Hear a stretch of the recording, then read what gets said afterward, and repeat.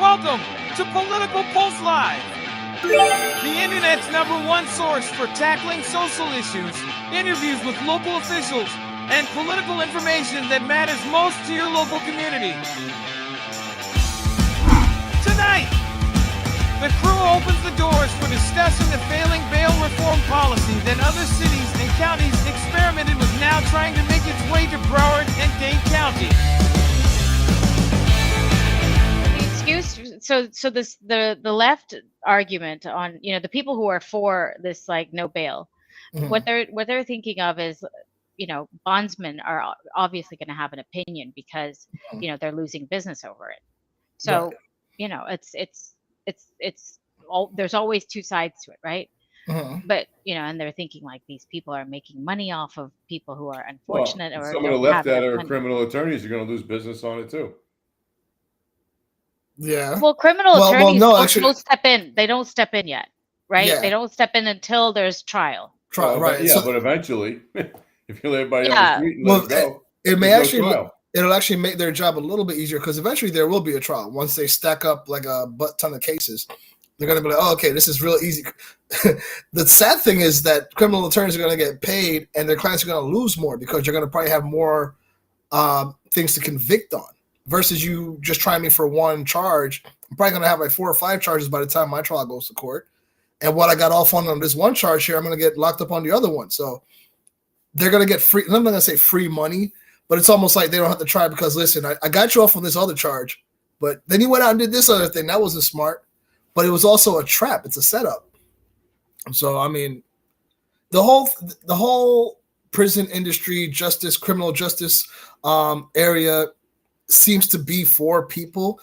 It's a business, bottom line, period. The bail people are losing money, that's why they're concerned. The lawyers are making or losing money, that's why they're concerned.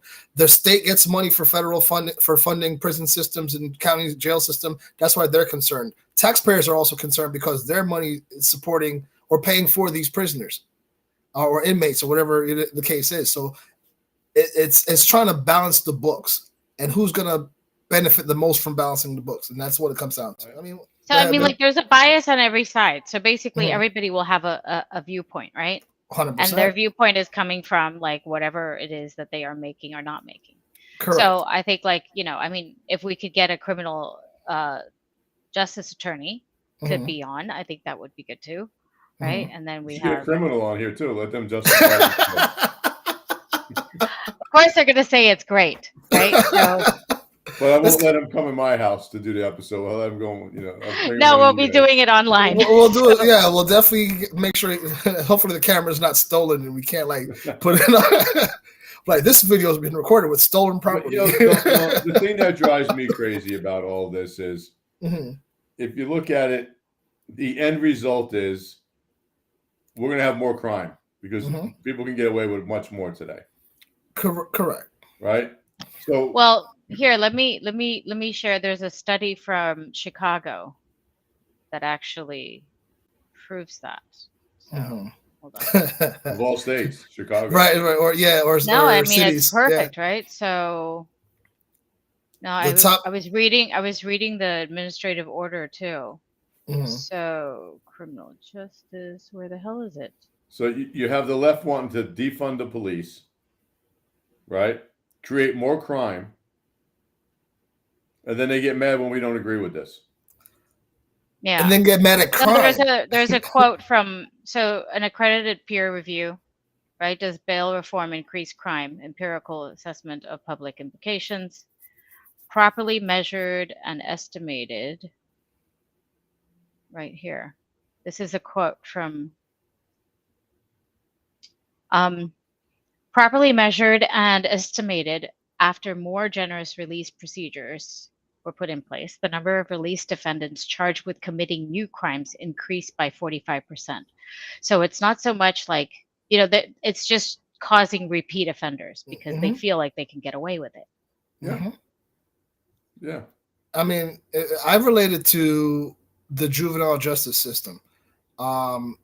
Minors get arrested, right? And unfortunately, some people do a crime so extreme that they have to serve some form of a criminal punishment. So they go to these juvenile facilities, which again, for me, are glorified summer camps. The maximum sentence is normally a 9-month sentence. You get a 6 to 9 months sentence in a program. The kids, depending on their behavior, have access to other forms of entertainment, whether it be TV, video games. It's like summer camp meets county jail.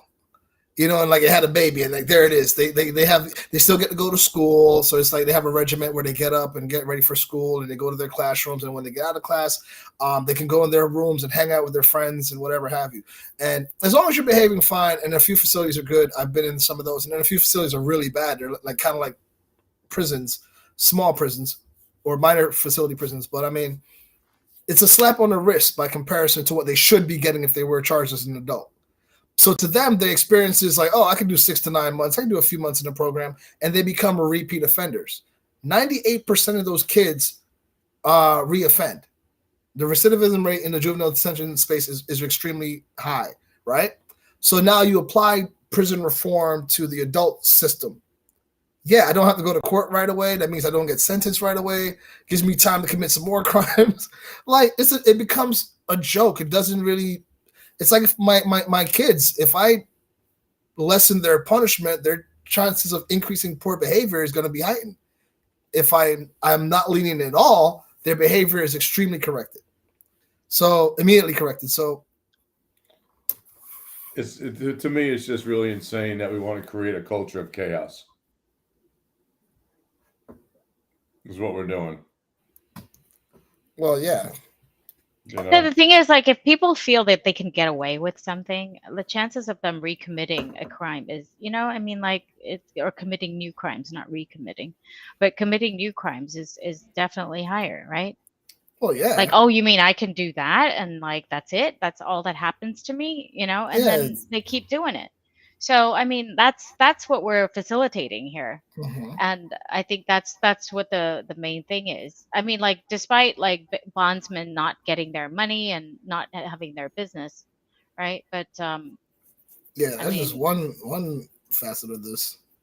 And I mean, it's interesting that they do these studies in these liberal high crime areas, and 2 out of those 3 have already retracted from this thing and said this doesn't work. Right. Like, why would you want to keep on experimenting? Like, okay, let's see if it's because you know how many things could happen in that time frame. Like, a lot of murders could happen, looting, all rapes, everything could happen in that time frame while you're experimenting with people's lives. Like, but do we really need a Harvard genius to write an article on this? No, this is not rocket science. I don't know if this is a Harvard genius. I don't know who this person is. In reality, do we really need people to do case studies and waste time to know that if you're not going to punish somebody, they're going to do it more and more and more? I mean, when it comes to things that involve money, they always want to have some things are supported. So I understand why. Common sense. It is common sense. Law and order. You do something bad, you get punished. It's punishable by whatever it is you did. Correct. This has been since Bible time. Nonsense. Uh-huh. Again, they're destroying our country. Uh-huh. By creating all these distractions and letting everybody just run wild like we're some third world country.